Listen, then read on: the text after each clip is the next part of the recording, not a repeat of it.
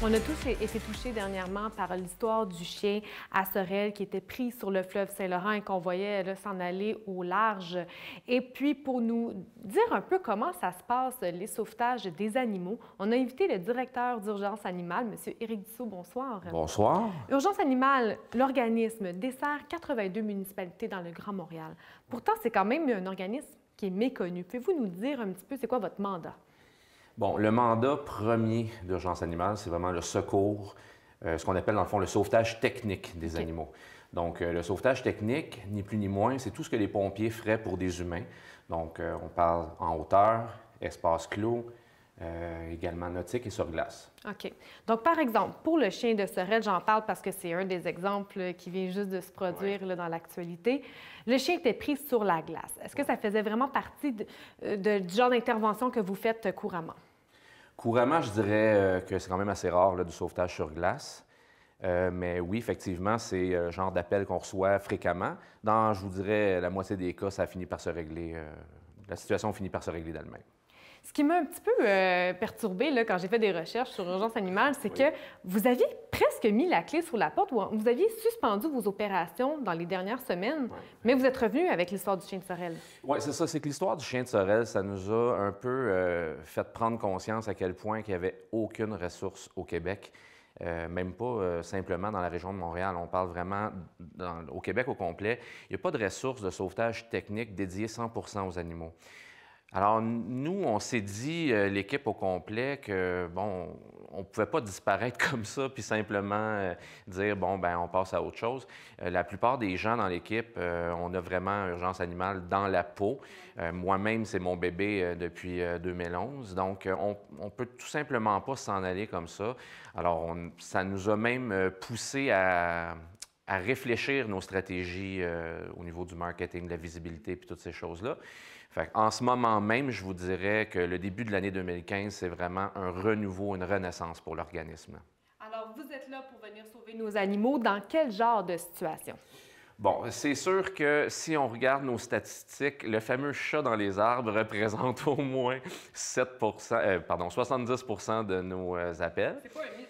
Non, c'est pas un mythe. Et puis, il y a beaucoup de personnes qui croient que les chats sont systématiquement capables de descendre d'eux-mêmes, chose qui n'est pas toujours vraie. Les chats peuvent rester là 5, 7 jours avant que nous, on intervienne.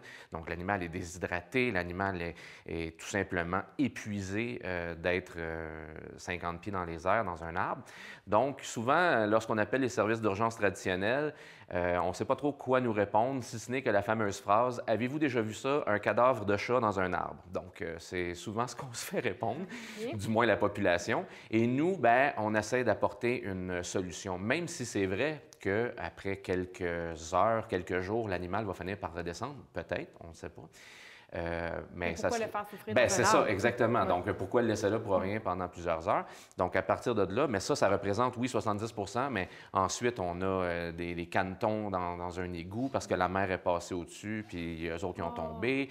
Les ratons laveurs blessés. Ça va même jusqu'à la corneille. Je sais que ça peut sembler un peu bizarre, mais une corneille coincée dans un arbre. Parce qu'elle avait mal une aile? Exactement. Okay. D'ailleurs, c'est une des vidéos là, je vois que vous avez passé des images de notre chaîne YouTube.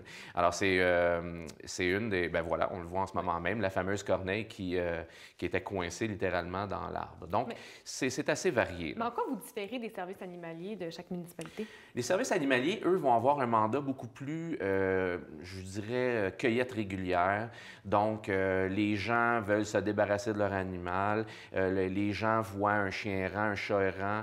Les services animaliers vont faire tout ce qui est au sol, finalement. Donc, le concept d'urgence animale, c'est différent parce que les patrouilleurs de services animaliers ne sont pas toujours habilités, formés ou même équipés pour faire ce genre de sauvetage technique-là. Souvent, les gens vont trouver ça un peu facile à regarder des images comme ça, de dire « Ah, ben là, grimper d'un arbre, il n'y a absolument rien là. » Mais si on veut le faire sécuritairement, si on veut le faire... puis souvent, la plupart d'entre nous, on grimpait dans les arbres quand on était jeune, mais rendu à la mi-vingtaine ou à la trentaine, je peux vous dire une chose, rendu au bout de l'échelle, on commence à sentir un petit feeling. Ouais.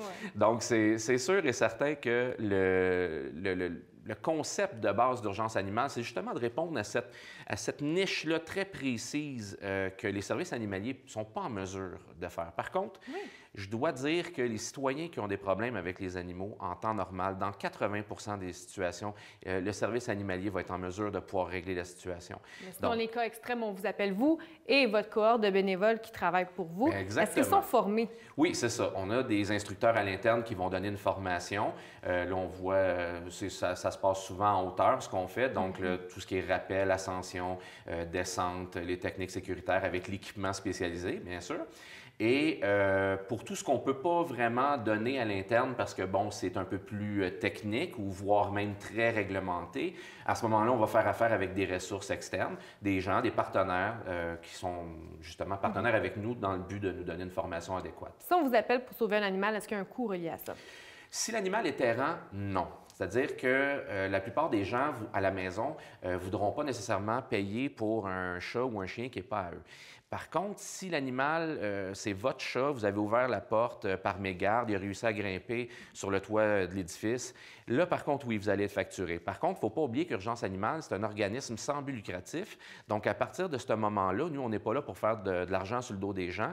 Alors, on est là vraiment pour intervenir à des coûts modiques, voire même le coûtant de l'opération. Puis, où vous avez pris votre équipement? De quelle façon vous êtes équipé?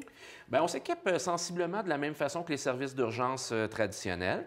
Donc, tout ce qui est cordage, harnais, casque, ça doit répondre à des normes très précises, ce qu'on appelle le NFPA, qui est des normes au niveau des incendies, qui vont vraiment délimiter les normes et les balises en fonction de l'équipement qu'on peut utiliser. Écoutez, on a des fournisseurs à travers le Québec, bien sûr, mais même pour certaines pièces d'équipement, on doit aller au niveau américain ou voire même international. Puis même pour vos formations, ce sont des professionnels qui les donnent à vos bénévoles? Oui, exactement. Donc, au niveau des formations à l'interne, les gens sont formés instructeurs. Donc, à partir de ce moment-là, sont en mesure de pouvoir transmettre le savoir à nos intervenants.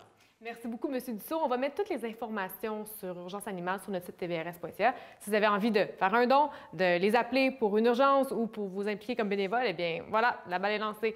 Alors, restez des nôtres après la pause. Lise Millette sera avec nous.